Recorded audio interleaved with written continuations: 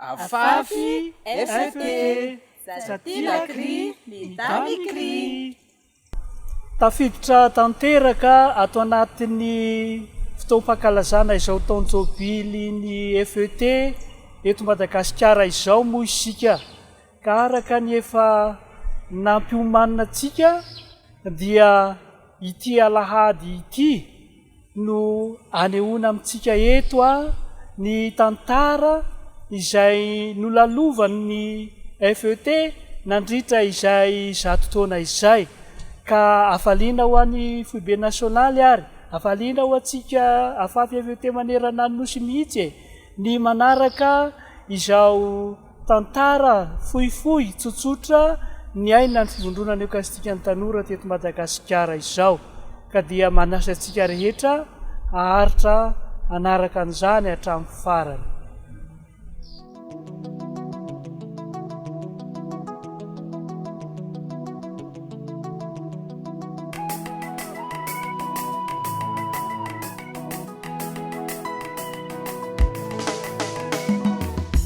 Avy aiza tokoa moa ny avian'ity tambajotram-pivavahan'ny Papa maneran-tany ity? Mopera jésuita anankiray antsoina hoe Xavier Cotrelé no nanorina ny tambajotram-pivavahan'ny Papa maneran-tany tao Avalsa tany Frantsa. Dia avy eo notohizan'ny Mopera Henri Ramière avy ao amin'ny fikambanan'i Jesoa ihany. Ny tanjony io tambajotram-pivavahan'ny Papa maneran-tany io dia ny fantarana fanjakan'Andriamanitra ary fanolorana ny fiainana amin'ny alalan'ny fomasin'i Jesoa amin'ny Eucharistia ny tena fanabeazana iainana ao anatiny.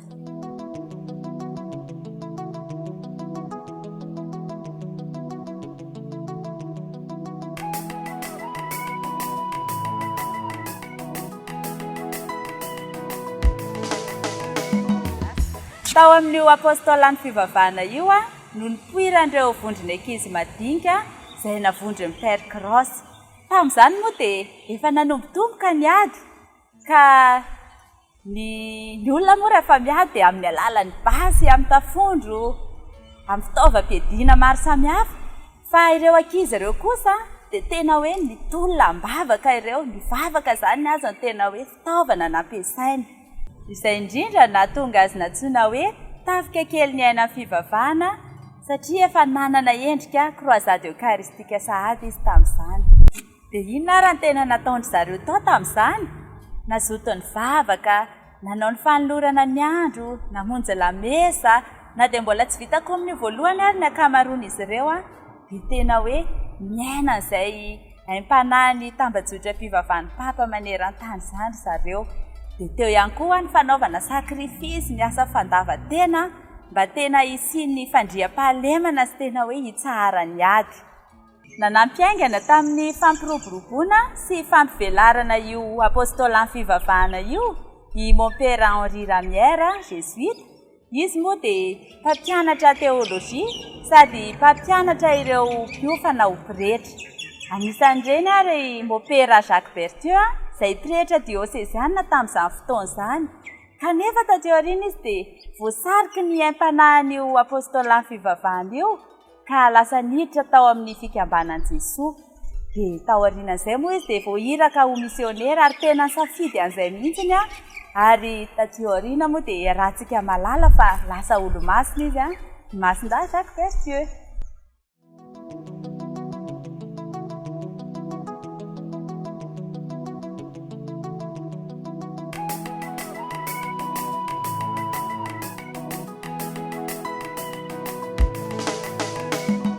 Tamin'ny taona 14 ary rehefa hitan'ny Papa Pio faha-10 fa ndroborobo fatratra ny apôstolan'ny fivavahana, nazoto hitany tena nazoto be mihitsy ireo ankizy ireo dia namebaiko ny eveka sy ny pretra mihitsy izy mba hahafahan'ireo ankizy ireo mandray ny kominio. Taloha dia tsy natao kominio voalohany ny ankizy raha tsy feny 13 na 14 taona. Amin'izay indray ary tsy mandray matetika ny Eucharistie. Fa no ibaiko ny Papa Pio faha-10 io dia noraisina zareo rehefa feny 7 taona. Ka hoy ny Papa hoe rehefa malala sy tian'i Jesoa ny ankizy dia tokony avela indray azy.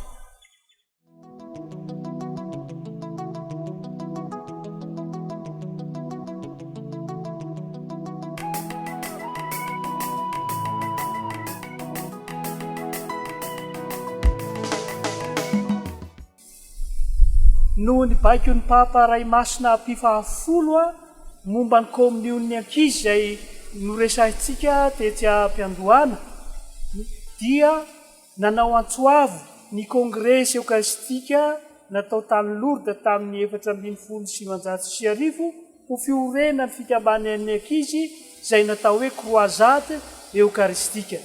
Ny ankizy teo anelanelan'ny 7 taona ka hatramin'ny 420 taona no mpikambana tao anatin'io croisade eukaristika io. Io no ny andohan'ny FET ankehitriny. Folo alin-dahin'i Jesoa fikambanan'ny ankizy mpanao kominio antsointsika amin'ny teny mahazatra hoe croisé. Sovy moa tsy alalany hoe croisé amin'ny tantaran'ny FET teto Madagasikara hatramin'izay. Io croisade eukaristika io no anarana ny antsoina ny FET zany hatrany ampiandohana. Fikambanan'ny ankizy mpanao kominio, fikambanan'ny ankizy folo alin-dahin'i Jesoa afoesitsika amin'ny hoe croisé. Fa ny azo lazaina kosa nefa ho tena nipoiran'ny ekipa fototra voalohany indrindra dia tamin'ny taona 519 tany Bordeaux tao amin'ny klassemany zazavavy antsoina hoe Cours Saint-Seurin. Vetivety tena azo lazaina hoe vetivety foana tao aorianan'izay fiorenan'ny ekipa fototra voalohany tany Frantsa izay vetivety dia nisandrahaka sy niroborobo tamin'ny toerana maro tany Frantsa ary tamin'ny firenena hafa ihany koa, indrindra aza taty Madagasikara ny fielezan'ny croisade eukaristika. Nampirisika fatratra ny ankizy hampivelatra sy andalina ny finoana maha-kristianina azy tokoa ity fikambanana natokana ho azy ireo ity. Nanosika azy ireo ho tena iraka marina tokoa ary nampirisika azy ireo sahady hanao asa-pamonjena na dia mbola zaza sy ankizy aza izy ireo tamin'izany fotoana izany. Izay indrindra aza no nahatonga ny Papa Ray Masina Pio 12 hidera sy hanome fankaherezana azy ireo hoe tena sekoly manomana ny ankizy hanao asa-pamonjena marina tokoa ny croisade eukaristika. Tamin'ny taona 337 dia efa mahery ny ray tapitrisa ny isan'ny croisé maneran-tany ary anisan'izany isika taty Madagasikara satria isika taty Madagasikara dia niorina tamin'ny taona 720 sy 700 ka tafiditra tao anatin'izay firoborobon'ny croisade eukaristika maneran-tany izay ny fiorenantsika taty Madagasikara. Ary toy izany ihany koa ry zareo any Burundi. Tsy mahagaga moa satria ny aim-panahin'ny apôstôlan'ny fivavahana ho isika na ny tambajotram-pivavahana ankehitriny no fototra ny poirana sy hijoroana ary mampiaina ny croisade eukaristika. Ary mbola izay mandraka ankehitriny no aim-panahy ny aina ary zay mandraka ankehitriny no mbola aim-panahy iveloman'ny FET. Tamin'ny taona 730 sy 700 dia no amafisin'ny Papa Ray Masina Pio 12 fa ny croisade eukaristika no fikambanana lohalaharana ao amin'ny tambajotram-pivavahan'ny Papa maneran-tany na ny apôstôlan'ny fivavahana tamin'izany fotoana izany.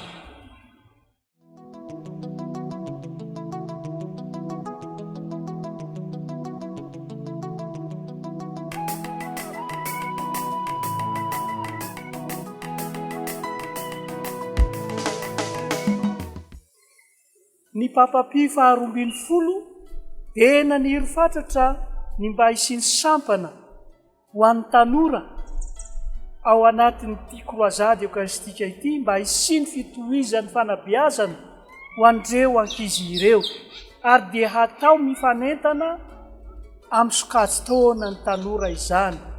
Tanteraka izay fanirian'ny Papa mpifaharoambin'ny izay tamin'ny taona 1970 sahabotsy masina tamin'izay fotoana izay nisy ny kongresy izay nataony croisade eucharistique tany amin'ny faritsy Eropa tao Roma tao Vatican ka dia ny Papa Ray Masina Masindahy Joany fahatelo amby roapolo no nanao antsoavo teo anatrehan'ireo croisade eucharistique manodidina ny 530 fa tiany hovaina ny anaran'ny croisade eucharistique ka dia nataony antsoavo ary fa hoe fivondronana eucharistique ny tanora no anarana vaovao hoentiny fikambanana manomboka eto mouvement eucharistique des jeunes ho isika amin'ny teny frantsay avy hatrany ary sika teto Madagasikara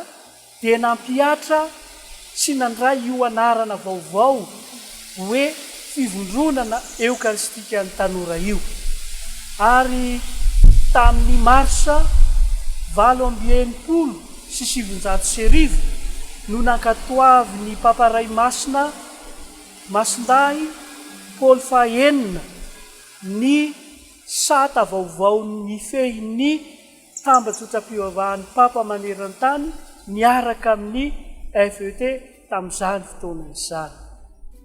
Ny 17 marsa 1970 no nankatoavy ny Papa Ray Masina Masindahy Paul fahenina ny sata vaovao ny fehin'ny apôstôla amin'ny fivavahana sy ny FET na ny tambatsotram-pivavahan'ny Papa maneran-tany izany ka natolony ny lehibe ny fikambanan'i Jesoa mon père Pedro Arope izay nanankinana ny fikambanana sy ny tambatsotram-pivavahan'ny Papa maneran-tany ny fitantanana sy ny fiandraiketana azy.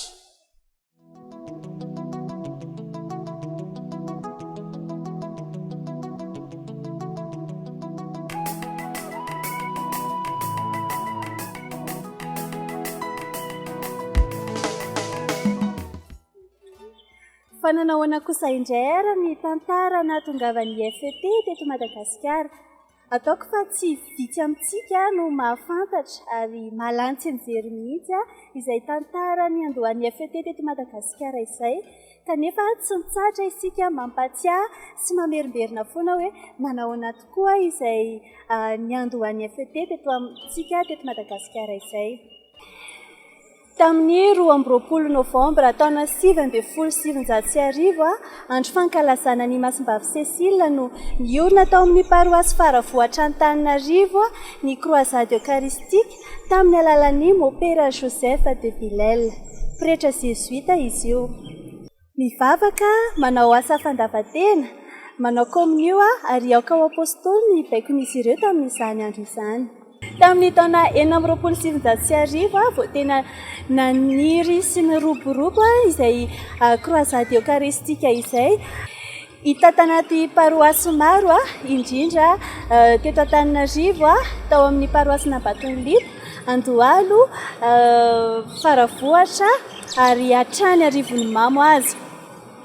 Dia anisan'izany croisé voalohany teto Madagasikara izay dia ny kardinaly malagasy voalohany Monseigneur Jérôme Rakoto Malala izay tao anatin'ny croisé tao Andohalo.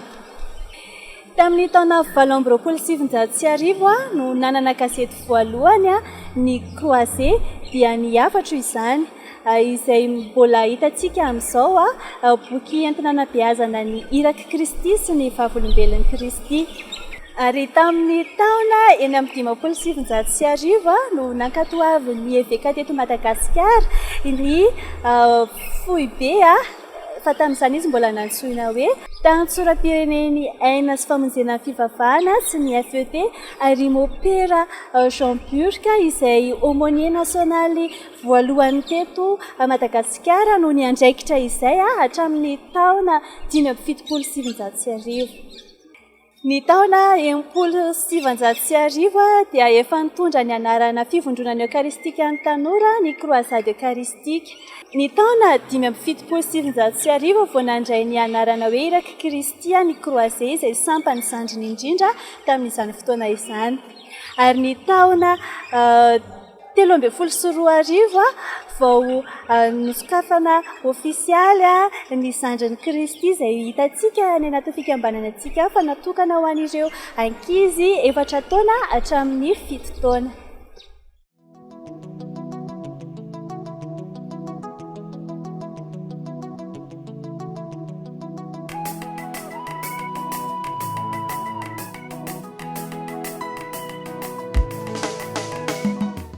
Mba aizaiza kosa eo amin'ny tantara ary a ny niorenan'ny afafy na ny aina sy famonjena ny fivavahana izay sampana natokana ho an'ny olon-dehibe. Ity fiorenan'ny afafy sampana ho an'ny olon-dehibe ity a dia niainga indrindra avy amin'ny fanavaozana teo anivon'ny sehatra iraisam-pirenena na ilay nantsona teo hoe recréation de l'apostolat de la prière. Tamin'izay fotoan'izay dia nitsiry ny hevitra hoe ahoana ary ny sehatra ahafahan'ireo ankizy sy tanora manohy ny fiainany ny aim-panahy izay niainany tao amin'ny fivondronana eukaristika ny tanora. Tapa-kevitra ary ny foibe iraisam-pirenena fa hanangana ny sampana natokana ho an'ny olon-dehibe izay efa niaina tao anivon'ny FET na ihany koa ireo maniry hiainana izany aim-panahy ny tambajotra-pivavahan'ny Papa maneran-tany izany. Ka nanomboka tamin'ny taona 720 no nanentanana izay fanorenana izay isaky ny firenena. Ho antsika taty Afrika dia nisy indrindra ny fivoriana ny rahana nanao tany Tanzania namolavolana ny sorotrasa hoentina manatanteraka ny fijoroan'ny fikambanana na ny sampana ny marimarina koa. Dia nitoy izany tamin'ny fivorianana tao tany Kinshasa tany amin'ny Repoblika Demokratika ny Congo tamin'ny taona 220. Ho antsika teto Madagasikara kosa dia tamin'ny Febroary 12 no nankatoavany fivondronam-pen'ny veka ny fijoroan'ny afafy ho sampana iray lehibe ao anatin'ny tambajotra-pivavahan'ny Papa maneran-tany. Koa ankehitriny dia efa saika ahitana ny afafy daholo ny diosèzy manerana ny Madagasikara satria ho antsika eto Madagasikara na tsy miorina ara-dalàna, mbola tsy miorina ara-dalàna ao amin'ilay diosèzy aza ny afafy dia ny mpanabe rehetra kosa rehefa eo amin'ny sehatra maha-olon-dehibe azy dia miaina tanteraka ny maha-afafy na aina sy famonjena ny fivavahana azy. Ka izay no antony ilazana amintsika fa efa misandrahaka tanteraka manerana ny Madagasikara ny sampana natokana ho an'ny olon-dehibe.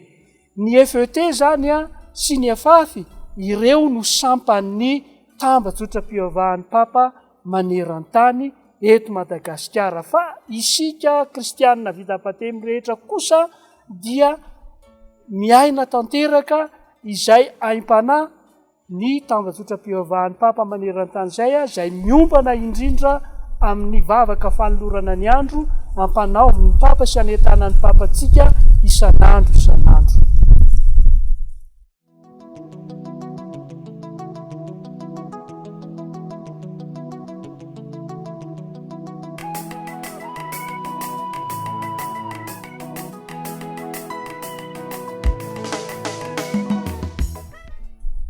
Kosa ireo hetsika amam-piofanina izay ifanentanantsika afafy FET tao anatin'ny fikambanana, toy ny fivoriana izay ataontsika isan-kerinandro izany, ao ihany koa ny la retraite, ny fiatahana masina, ary tsy adintsika ary tsy ataontsika manjavatra dia ny sorona masina sy ny fitsahoana sakramenta masina na ny adoration.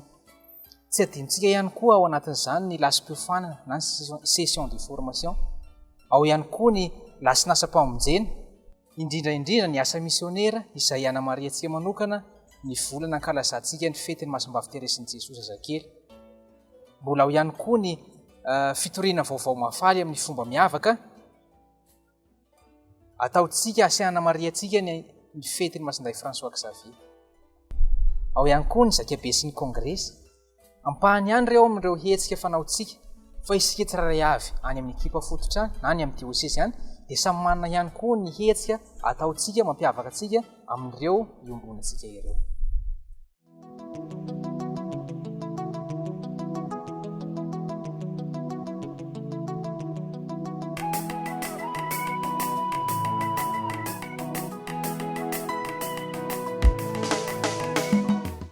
Anisany mampiavaka antsika afafy FET ny fananantsika fitaovana entana manabe.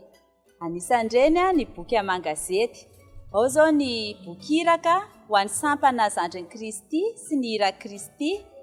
Fa eo ihany koa ny boky fanasina ho an'ny vavolombelon'i Kristy, ny boky miaradia ho an'ny ekipa kristiana ankehitriny. Dia manana gazety ihany koa isika ifandraisana manerana ny nosy, ny gazety Ny Hafatra izay niorina tamin'ny taona 1890 dia natao indrindra ho an'ireo sampana Zandrin'i Kristy, hira Kristy ary vavolombelon'i Kristy. Ho an'ny ekipa kristiana ankehitriny sy ny afafy kosa dia ny gazety Firaisankina no ifandraisana izay niorina moa tamin'ny taona 1950 sy 1990. Ny boky torolalana natao ho an'ny mpanabe. Dia ankoatran'izay dia mampiasa ny miajesoa isika izay tena manampy be dia be antsika iainareo aim-panahy iainantsika atao amin'ny fikambanana. Dia mampiavaka antsika ihany koa ny lakroan'ny fikambanana izay ifankafantarantsika maneran-tany ka any an-tananantsika rehetra mba samy hampiasa an'izany. Voatsela ihany koa izay isika no nanavao ny saina mba hisiany fiombonana ho an'ny afafy FET manerana ny nosy dia manentana antsika rehetra mba samy hanana izany.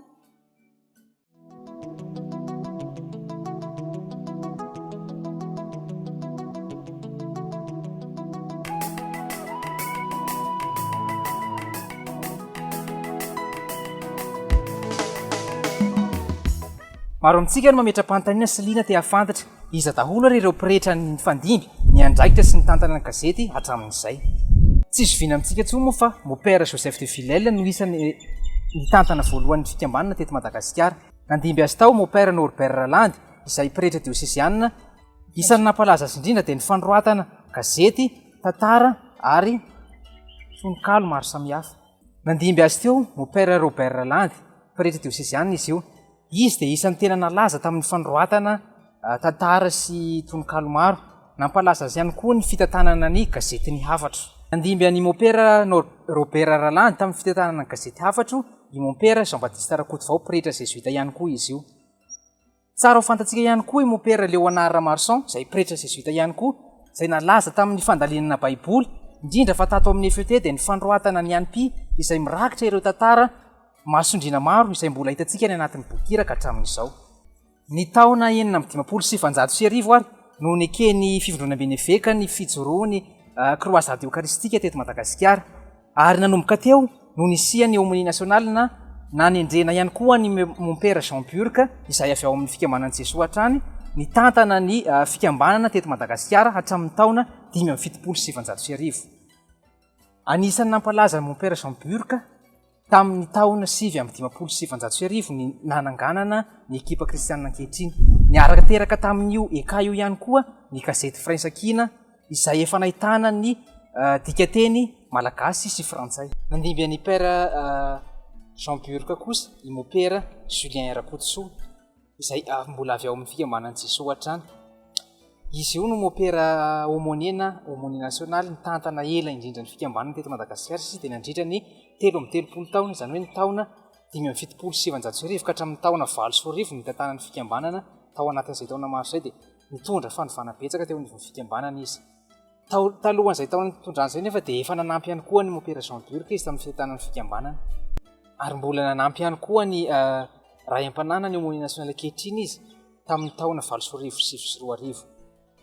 Azo lazaina fa nitondra fandrovana ngezabe sy nanome endrika ny fanabeazana FET izy tany nandritra izay taona nitantanana izay ka nahatonga ny FET amin'izao toerana misy azy ankehitriny izao. Père Julien ihany koa no nanova ny anarana hoe croisé ho iraky Kristy. Izy ihany koa no angadina nanana sy vinahitana ireo boky mpanabeazana izay ampiasaintsika ankehitriny anabeazantsika ny ankizy amin'ny sampana tsirairay ao amin'ny FET. Fantatrareo ve ilay boky hoe Soamamanina? Isan'ny sanganasany soratan'ny Père Julien Rakotsoa ihany koa io, nantsoiny Mopera Generaly Fikambanana Jesoa tany Roma i Mopera Julien ny taona 1900. Ny antony antsony azy tany dia isany namola vola ny endrim-panabeazana iombonan'ny FET maneran-tany. Ny aumônier national ankehitriny kosa no nandimby an'ny Père Julien Rakotsoa dia tsy zany fa Père Odon Honoré Andrianarsoa izay mbola avy ao amin'ny fikambanan'i Jesoa hatrany. Nitondra ny fanavaozana iombonana maneran-tany momba ny aina sy famonjena ny fivavahana na ny création de l'apostolat de la prière izay niova ho TPPM ankehitriny na ny hoe tambajotram-pivavahan'ny papa maneran-tany ihany koa ny aumônier national ankehitriny. Tamin'izao andron'izao ihany koa no nananganana ny sampana ho an'ny olon-dehibe dia tsy ino izany fa ny afafy ny volana febroary taona 2024. Nankatosina mihetraka ny sampana zandrin'i Kristy ihany koa izy ny taona 2024. Isan'ny asa tena nandaniany andro maro ihany koa tato anatin'ny fikambanana dia ny fanavaozana ireo boky mpanabeazana izay haintsika manabe ny ankizy tanora ato amin'ny fikambanantsika.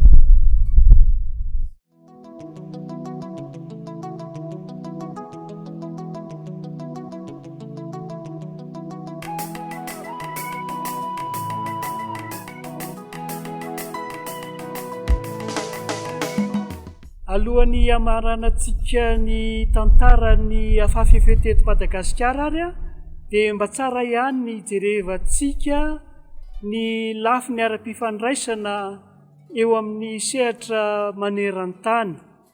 Voalohany indrindra aloha isika FET eto Madagasikara dia mivondrona ao anatin'ny atao hoe coordination panafricaine, izany hoe ny famondronana ny afafy FET aty amin'ny faritry Afrika, ka amin'izany dia misy fiaonana fivoriana fifampizarana fanao isaky ny 2 taona, ka antenaina fa afaka taona vitsivitsy isika eto Madagasikara dia handray izay fiaonana aty amin'ny faritry Afrika izay.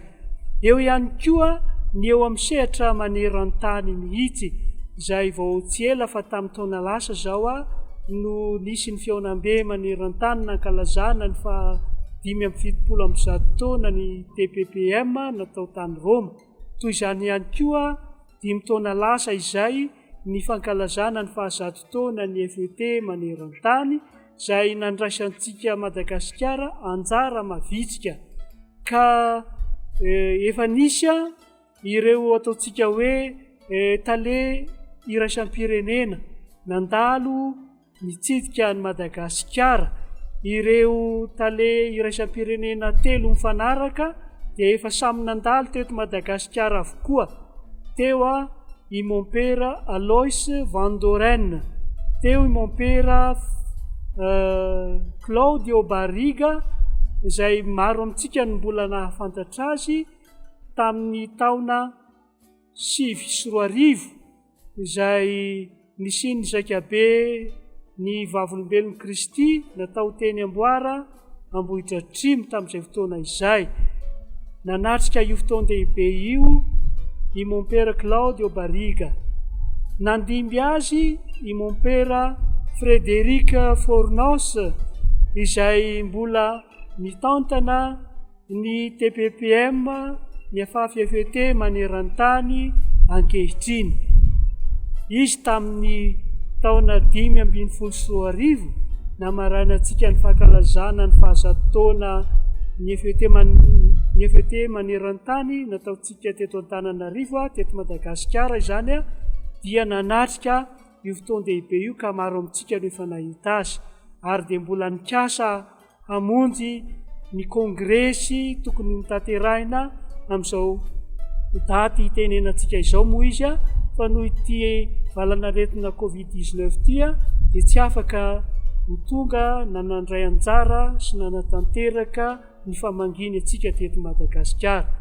Eto am-pamaranana ary dia mitodika amintsika afafy FET isika mpanabe rehetra tsy hakanafaka sady mamerina ny fiarabanantsika no ihany koa mirary soa manamafy ny afatra efa nataony kardinaly antsika izay ny solitena ny fivondronan'ny eveka manamafy ny firaren-tsoa efa nataony koa dia samiary isika rehetra mahaleo mahalasana amin'ny adidy sy ny fanorahana ataontsika daholo Oela ao am-pontsika ne Jesoa mandrakizay afitelo.